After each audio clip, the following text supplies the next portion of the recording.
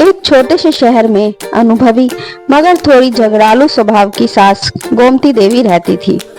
घर में उनकी बहू रानी हाल ही में आई थी। चालाक नहीं थी पर समझदार और दिल की बहुत अच्छी थी। गोमती देवी को आदत थी कि वे छोटी छोटी बातों पर भी बहू में कमी निकाल देती थी। कभी खाना कम नमक वाला है, कभी कपड़े ठीक से तय नहीं किए, कभी चाय थोड़ी फीकी है। हर काम में उन्हें कुछ न कुछ खामी नजर आ ही जाती थी। बहू रानी चुपचाप सुनती रहती, लेकिन सोचती सासू माँ का दिल मैं जीत कर रहूंगी, चाहे कितनी भी कोशिश करनी पड़ जाए। उसने तय कर लिया कि अब कोई गलती नहीं होने देगी। वह रोज समय से उठकर घर का काम करने लगी। साफ सफाई, खाना पीना सब बिल्कुल ठीक से करती थी। धीरे धीरे सास को शिकायत करने का मौका ही न मिला।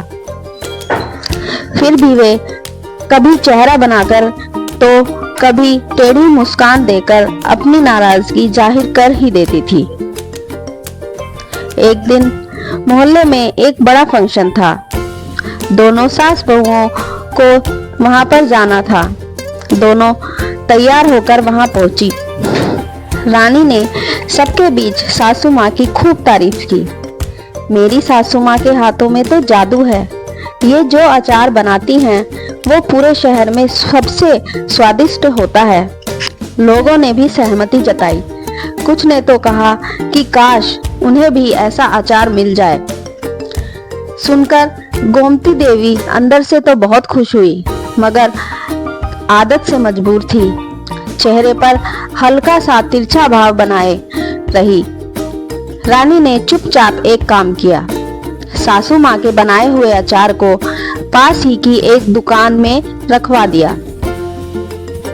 कुछ ही दिनों में लोगों को वो अचार बहुत पसंद आने लगा। दुकान वाला भी हर बार पूछता, भाभी जी वो आपकी सासू माँ का अचार भिजवा दीजिए। लोग पूछ पूछ कर परेशान कर देते हैं। गोमती देवी को जब इस बात का पता चला तो वो दंग रह गई।